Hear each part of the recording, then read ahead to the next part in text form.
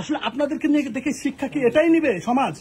আপনার fan follower যে বিয়ে ছাড়া এভাবে অবৈধভাবে মেলামেশা করা এই সমাজে, যদিও রাষ্ট্র এখানে কোনো বাধা দিবেন আপনাকে, যেহেতু 18+, সেহেতু ইসলাম এটা বাধা দেয় কিনা, এবং আপনাদেরকে নিয়ে দেখে কি এটাই শিখবে সমাজ? আর আমরা এটা প্রমোট করছি বারবার।